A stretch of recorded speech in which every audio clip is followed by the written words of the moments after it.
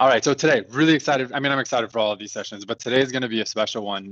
We're going to walk through some demos, and then we have our first customer joining us as a special guest to share what they're doing and how they're planning around their organization. I got to say, we had 3 customers come on yesterday, and it was so great to see how they were thinking about running their company communicator campaigns. Next week, you're going to hear from one who's already launched, but it was great to hear the process and the thoughts around how everybody was looking at their respective campaigns and how they were planning. And I'll touch on that a little bit later. But I think you all know me by now, Jace Marino, lead Teams platform. So all things apps and integrations in Microsoft Teams globally for Microsoft customer success. We have the wonderful Mr. Michael Kennedy today, you're gonna be hearing from him most, so less of my voice, which will be awesome. But Michael is one of our customer success managers out in Texas, who's been doing some incredible work. Michael, hello. And then behind the scenes, we've got our broadcast hub team from the West, Tim and Emma behind the scenes, who are going to help answer your questions as we go through today and also jump in as they deem fit. But you'll hear from both of them leading the next sessions for office hours 5 and 6. And then as mentioned, we have a special guest that I'm very excited to spend some time with, and we'll do some open discussion with all of you as we get towards the end of the call. All right, so if this is your first office hour, we have completed our first 3. These are all recorded, so you can go at your own pace. We're at number 4 today, where we'll talk about, again, a little recap of the best practices. We're going to do a bit of a demo to show you how to use the new templates that we shared last week, so a little more specifics around this. And then again, we're going to talk about how to plan your first campaign and what some of your peers are doing around the globe. With that, Mr. Michael, I think I'm going to pass off to you, good sir. We'll get into today's content, but we're going to kick off today with a demo. So again, you can see how to leverage the content in a little more detail, as we mentioned that we'd show you last week. So do you want to take over, good sir? Yep, that sounds perfect. Let me share my screen.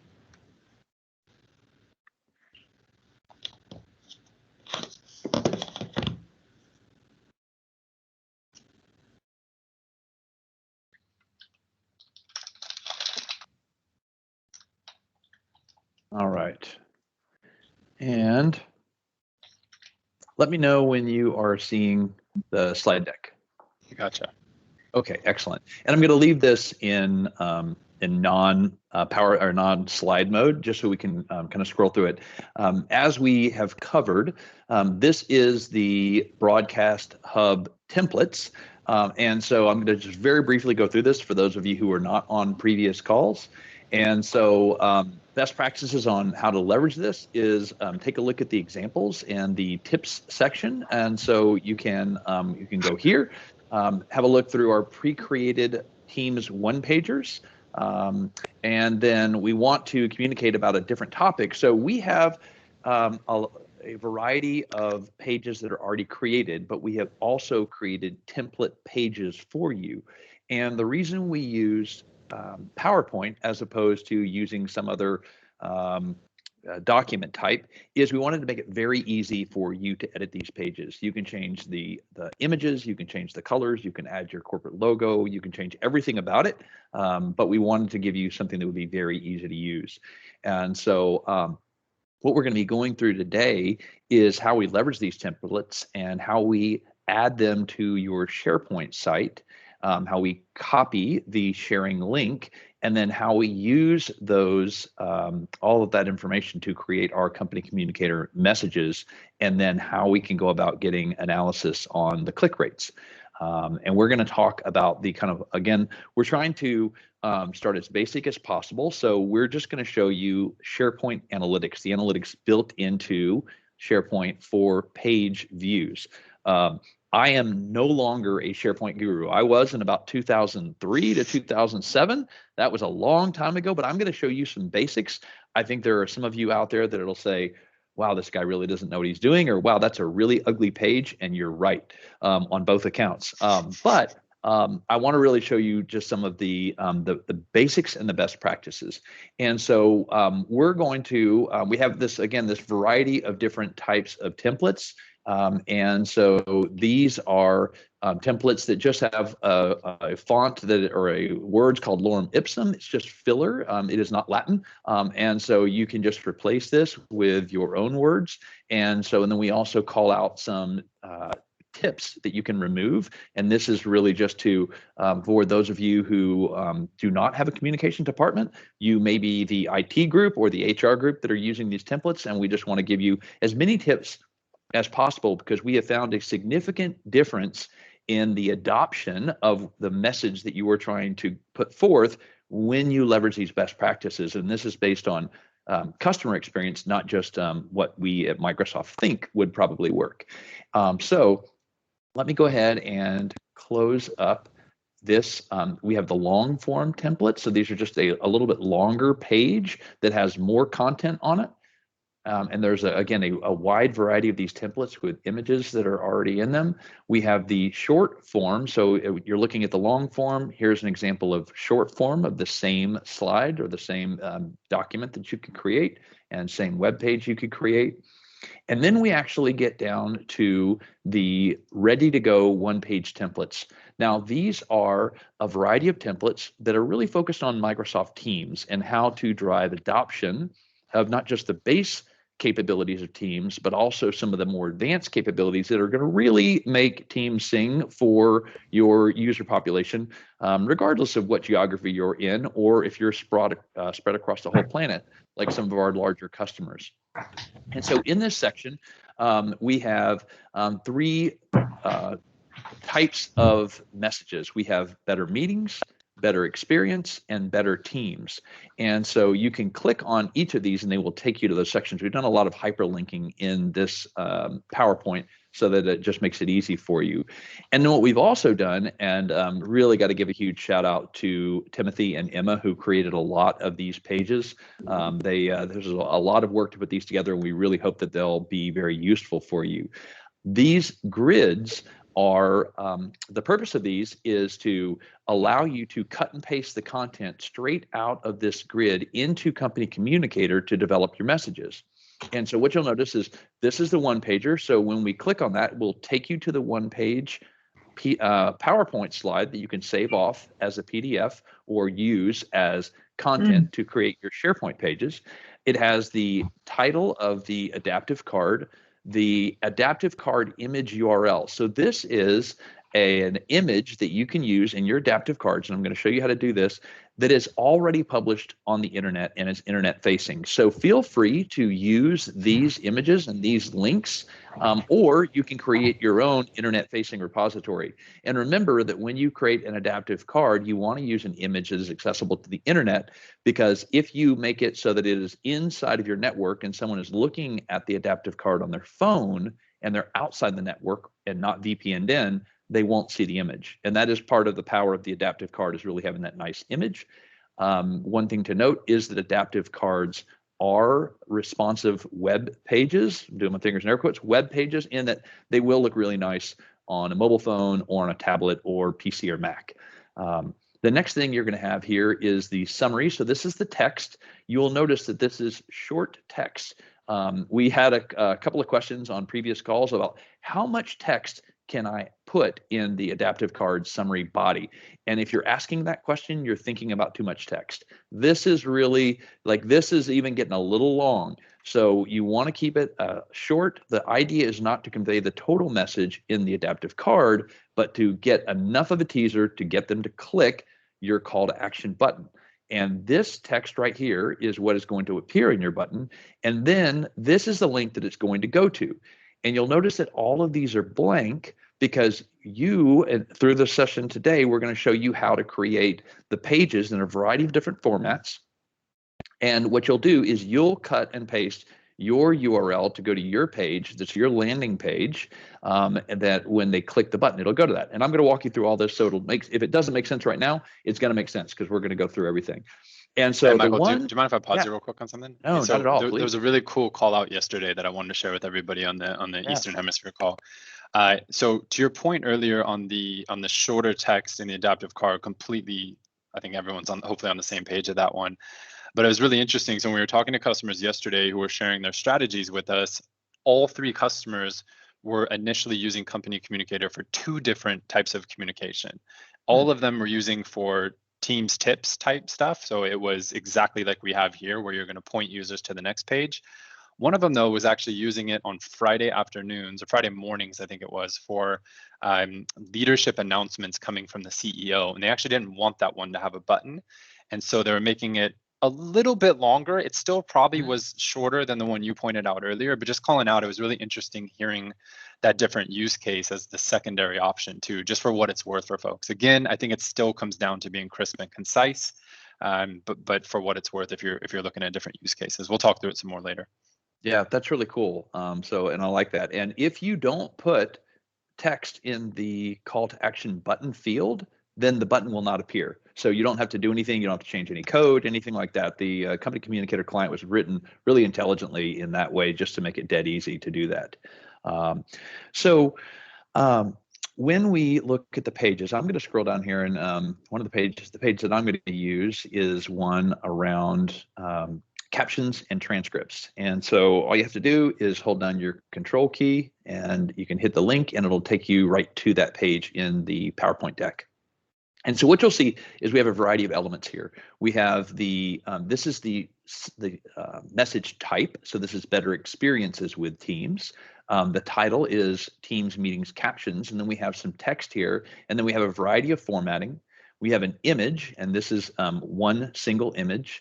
We have a box here that's just a color to add a little bit of visual interest. And then we have a button down here at the bottom. And this button actually goes to a Microsoft hosted page that is a video with more information, as well as text with more information about live captions. And so you can kind of have the Company Communicator message is your short message. Your landing page is more information. And if you have a learning management system that you want to point people to for the learn more, or you want to use Microsoft content, or whatever the case might be, then you can use this button on your page that they're going to end up on to direct them to more content. So let's talk about the 3 different types of content that we could use. And to do that, I'm going to bring in a new character here. And let me shift this over. Okay. So when we create pages, there are 3 ways that we can do this. The first is you can just save off that PowerPoint as a PDF document and put the PDF into a document library, and you can link right to that document in the document library, which works fine. The link to learn more works fine. The downside of doing this is that there is, unless you're using a third-party tool, or unless you're just know more than I do about document views, which is, again, very possible, then it's just a document. And so you are not able to capture interactions with this document as easily as you can if it's an actual SharePoint page. So first example, just putting a document in a document library. We don't really recommend this. The second example is you create a SharePoint page, and I'm going to show you how to do this, and you bring the document in, but you really just bring it in. This is just the PDF, but it's inserted into the page. The benefit of this is you now get this analytics button, which will you'll have the ability to look and see the number of page views. So page viewers, so this is unique individuals, and then page views, because these page viewers may have come more than one time. And then you get this nice grid of page traffic by time. Now, this is a pretty basic report. It is on the page itself. So if you're doing a campaign and you're sending out maybe a weekly message or every 2 weeks, then you can simply go to these page analytics. If you choose to write a more complex report to pull these page views together and have the different page titles, then you can certainly do that. Now, the third way that you can leverage SharePoint and this content is you can create a SharePoint page and you can actually put the content into the page. And so when I'm scrolling here, the whole page is scrolling because all this content is now on a page. So we think this is probably your best option because it makes it a little easier on your search engine. It gives you a little bit more ability to lay your elements out on the page. However, if you don't have really any experience on using SharePoint or creating SharePoint pages, or you don't trust your design skills, then you could do it in the second methodology. So let's quickly step through the 3 ways that we're going to do this. Kan je dit lied van mama want to hebben? All right. So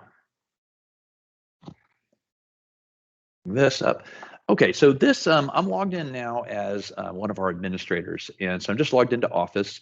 And we have a team site here called Hybrid Work at Toso, Contoso, Microsoft's favorite company. And so we have a Toso Life area. And I'm just going to use the SharePoint site that is associated with this team. Now, in your organization, you might have a marketing SharePoint site or an IT SharePoint site or just a different place for your intranet where you will save these pages. So I'm not necessarily saying that using the SharePoint behind a team is the best approach. You do want to have, depending on your audience, you want them to make sure that they can get to the SharePoint pages that you create. So you want to make sure that whatever site you use is going to have permissions for your users to be able to get to that. So the way that you can get to a SharePoint page inside of a team is just to click right here in Open in SharePoint. And so I've already created these pages, but I'm going to actually create them again. I wanted to be able to show you some visitation in the analysis. But all we have to do to create a new page is to come down here. Actually, let me go to Site Contents.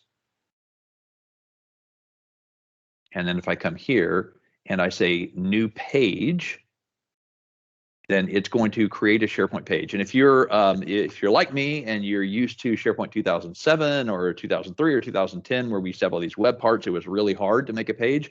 It's come a long way. This is called a modern page. And so all we have to do is type in the title. And what I'm going to do is I'm going to pull up our slide deck, and I'm going to actually put the two of these side by side. So if this gets a little bit too small for y'all, then let me know. It'll just be a little bit easier to make the page. And so what I'm going to do here is I'm just going to name this page.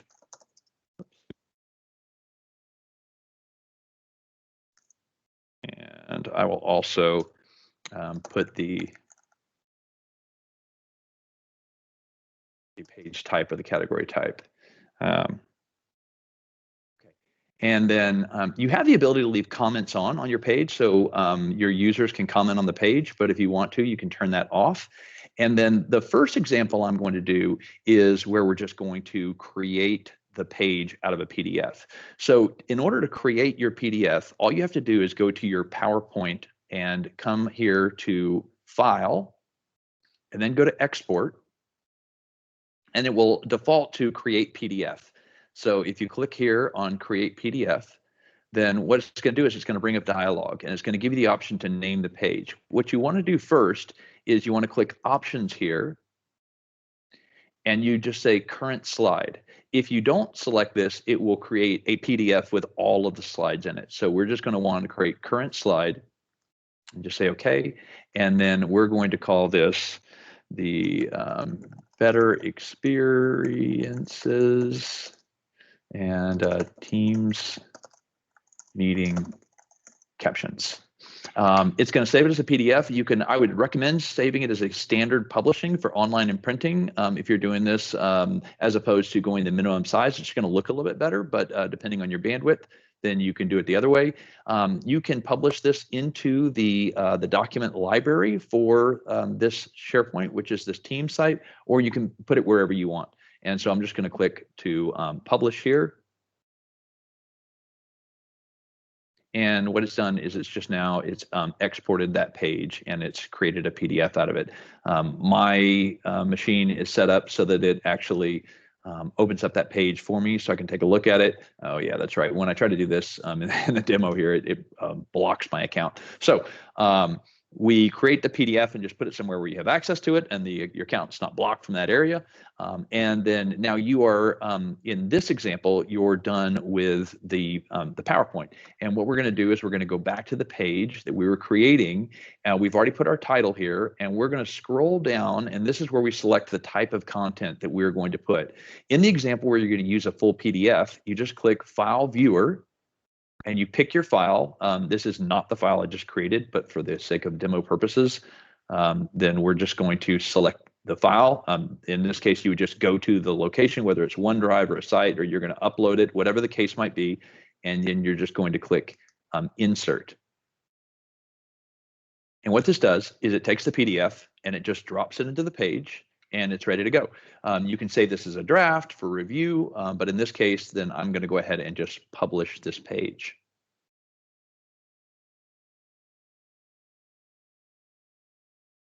And it's going through the process here. It gives you an option here to help other people find this page. So you can add it to the navigation if you wanted to. You can email it. You can get links to it. And so what I'm going to do here is in this case, I would copy the address up to my grid in my PowerPoint, and I would paste that address into the section next to captions and transcripts so that I can use that later to create my company communicator message. Now, I'm going to go ahead and show you the other way to make a page, which is where you take the actual elements from the PowerPoint and put them on the page. And so I'm not going to use this address. I'm going to use the address of the page that I actually create. And so let me go back here to my page. And so I'm going to close this. So what I'm going to do now is I'm going to just do the same exact thing, except this time I'm going to bring in the actual elements from the page. So I'm going to create a new page. And I'm going to basically do the same thing here for the title.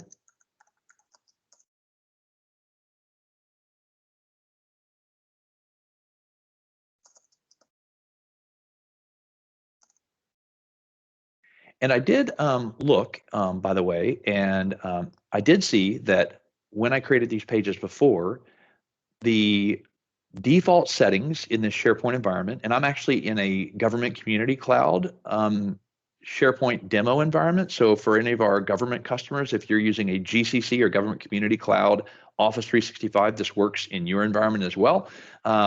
The scanning engine, the searching engine, excuse me, did index all of the pages. The page that was just a PDF in a document library, the page where I inserted the PDF into the page, and it also picked up the text in the page that I'm about to show you how to create. And so it will work. You will be able to find a page via search on any of those methods, just so you know. So the first thing I'm going to do here is I'm going to create text. I'm just going to put in a text area. And we've laid this out so that we're trying to make it really easy for you to copy these across. And so you literally can just can cut and paste it into your page. You can choose to change the font. You can make it bold. There's lots of things you can do. You can hyperlink one part of the text. So it's a pretty rich editing experience. And then I'm going to grab, this is a different little element, but you can just copy this and add it to our page. And I know this is a little basic here for some of you, so please bear with me for those of you who are not as familiar with how to do this. Okay. And then we're going to get these last two sections of text.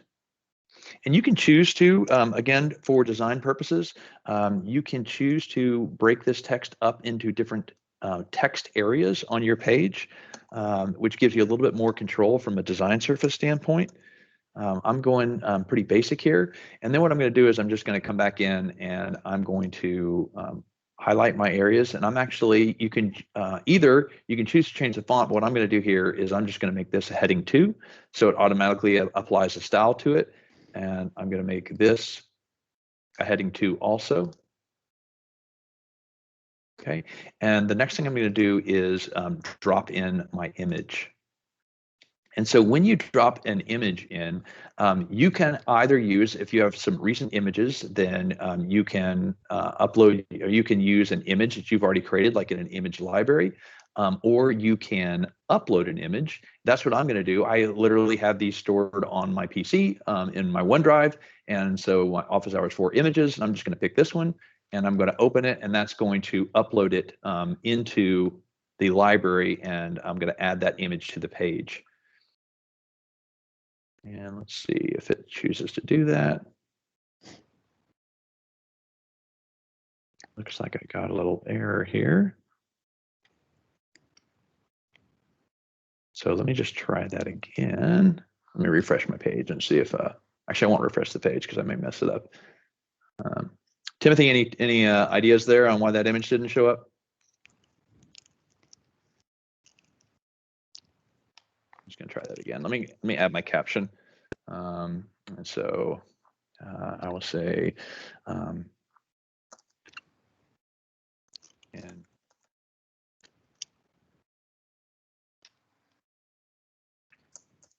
okay.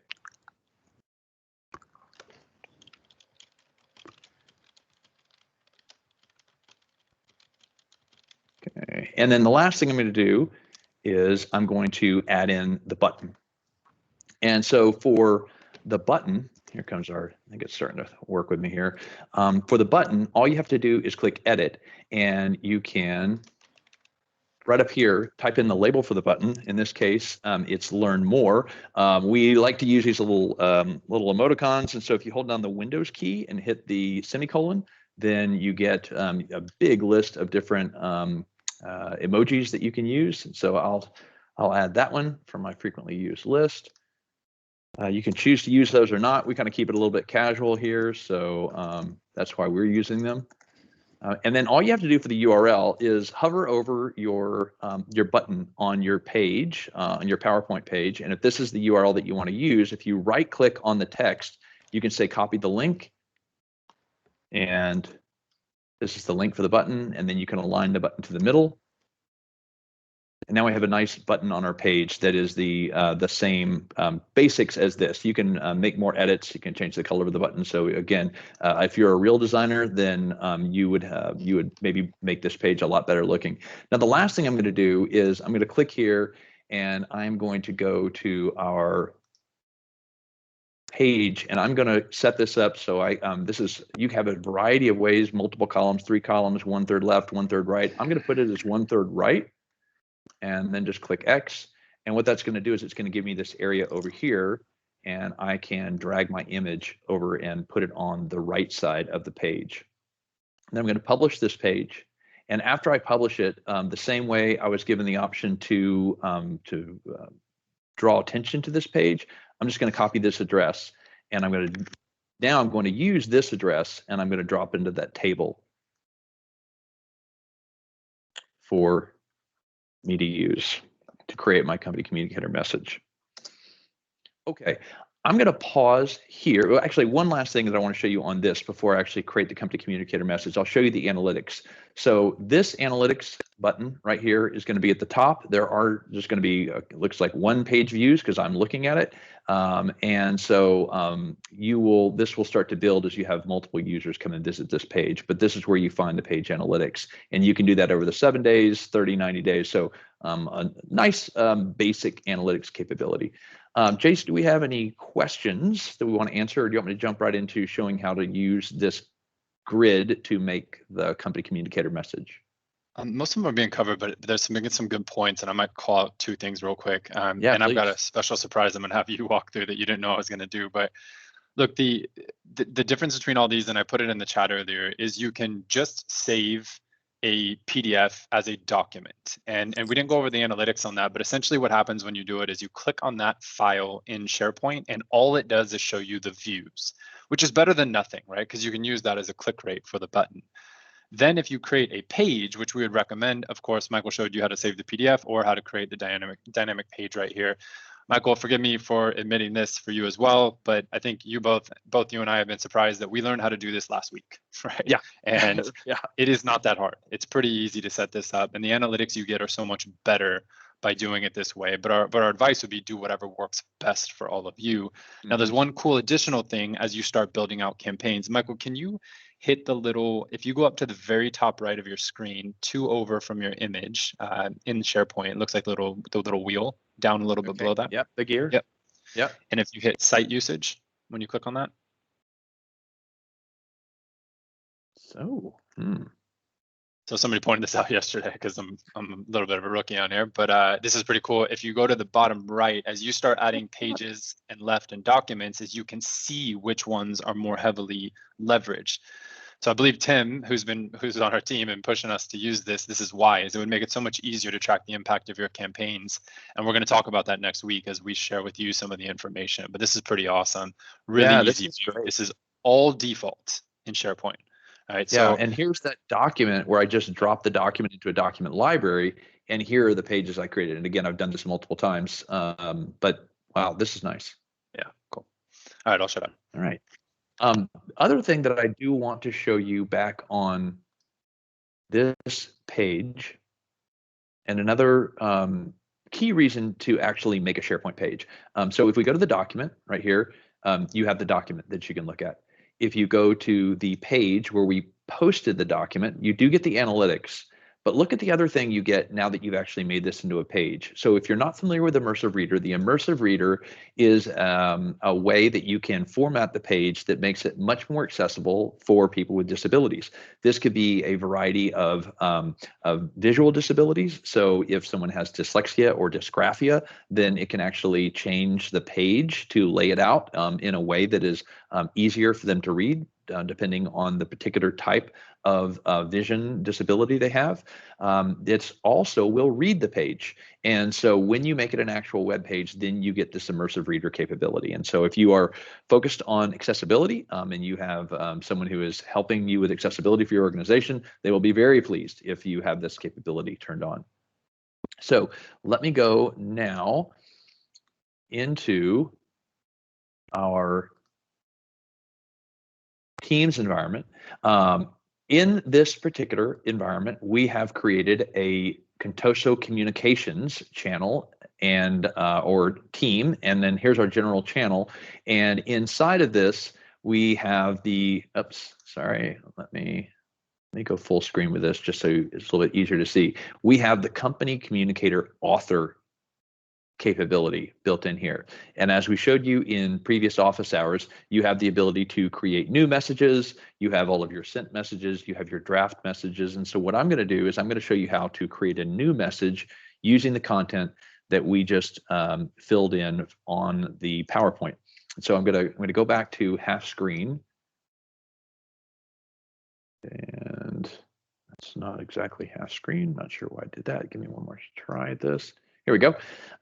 So now all you need to do is we're going to use this caption and transcripts. This is the company communicator message we're going to send out. And all I do is I cut and paste. I put the title here. It automatically formats it for me. If you come over here and you right click on this, you can say copy link. Put the image URL. As soon as you put it in there, you'll see it pop up. And again, this is an internet accessible URL, so it's going to show up anywhere. Then what I'm going to do is I'm going to take my body text in the summary. I'm going to say the author, and I'm just going to say the Toso Life team. Now, you'll notice if I scroll down here, because we get a preview, there is no button here until I enter the content for the button, the call to action for the button.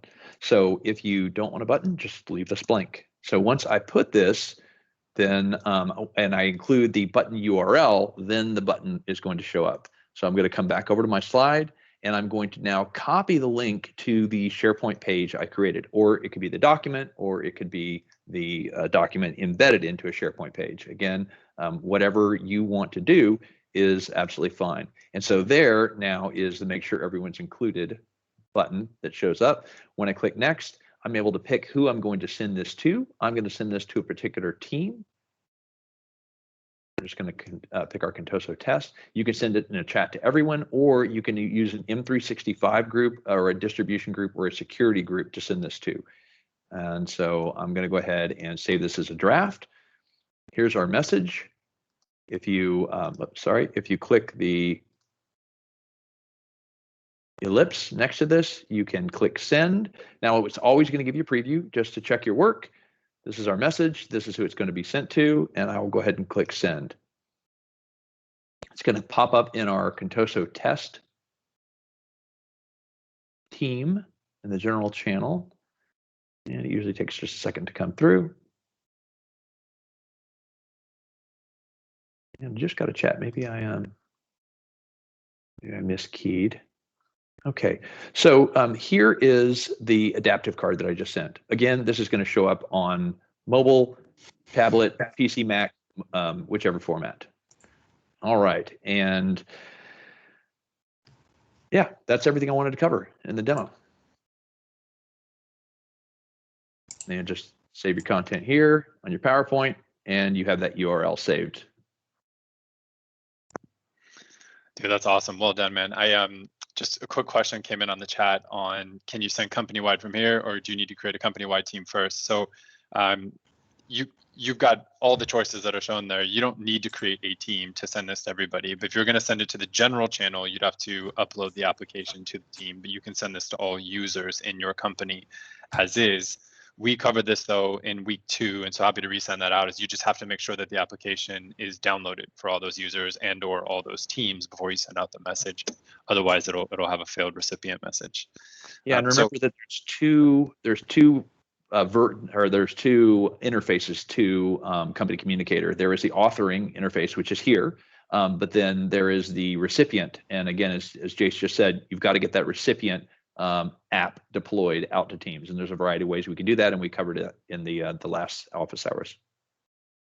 Oh, no worries, Jennifer. I'll send you the direct link. I'm writing a couple of notes to follow up with you and Mary. I'll do that in the chat there. Michael, this was awesome. So with the last 20 minutes, what I'm going to do is I am going to stop recording.